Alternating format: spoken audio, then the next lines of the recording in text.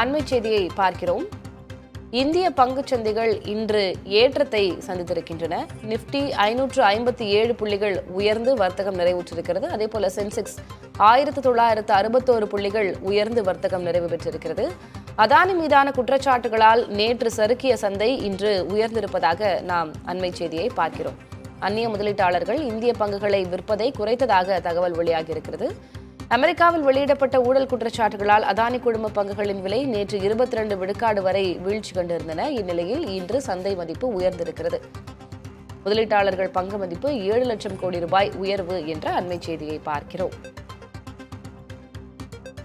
கூடுதல் விவரங்களை வழங்குவதற்காக செய்தியாளர் கௌசல்யா இணைகிறார். கௌசல்யா, அதானியினுடைய இந்த சர்ச்சை மிகப்பெரிய அளவில் நேற்று சந்தைகளில் பிரதிபலித்திருந்தது. இன்றைக்கு மீண்டும் பங்குச் சந்தைகள் உயர்வு கண்டிருக்கின்றன. என்ன விவரம்?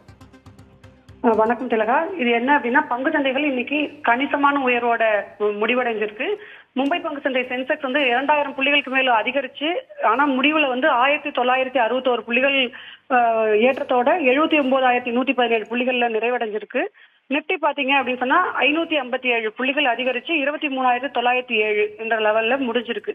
இது இன்னைக்கு என்ன அப்படின்னா, பங்கு சந்தைகள் அதாவது அதானி குழுமத்தோட பிரச்சனையினால நேற்றுக்கு பங்கு சந்தைகள்ல ஒரு சிறிய இறக்கம் இருந்தது ஒழிய அதானி குழும பங்குகள் மட்டும்தான் நிறைய சரிஞ்சிருந்தது. அதாவது 23% அதானி என்டர்பிரைசஸ் வீழ்ச்சி கண்டிருந்தது. மற்ற நிறுவன பங்குகளும் 20% வரைக்கும் சரிஞ்சிருந்தது.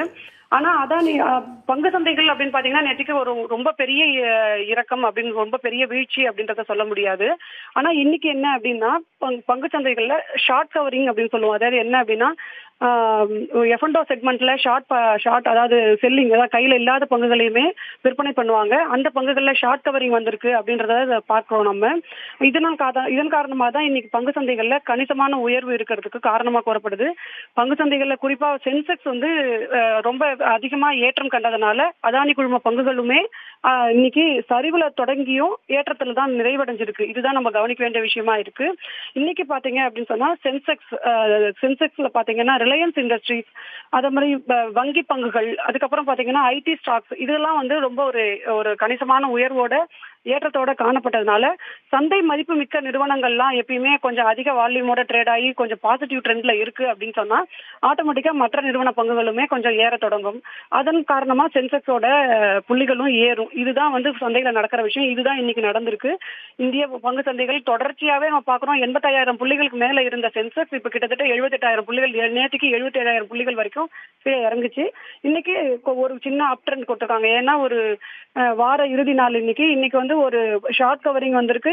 குறைந்த விலையில இருக்கிற பங்குகள்ல முதலீட்டாளர்கள், டொமஸ்டிக் இன்வெஸ்டர்ஸ் பிளே இதுல அதிகமா இருக்கு, அதிகமா வாங்கியிருக்காங்க அப்படின்ற ஒரு புள்ளி விவரம் தான் நம்ம சொல்லப்படுது. ஒரு காரணம் என்ன அப்படின்னா, டவ் ஜோன்ஸ் பாசிட்டிவா ட்ரேட் ஆகுது.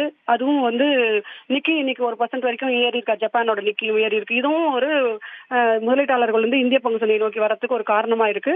இதன் காரணமா இன்னைக்கு இவ்வளவு அளவுக்கு ஏற்றம் கண்டதுனால முதலீட்டாளர்களோட பங்கு மதிப்பு அப்படின்றது, அவங்க வாங்கி வச்சிருந்த பங்குகளோட மதிப்பு 7 லட்சம் கோடி ரூபாய்க்கு மேல உயர்ந்திருக்கிறதா ஒரு புள்ளி விவரங்கள் இருக்கு திலகா. விவரங்களுக்கு நன்றி கௌசல்யா.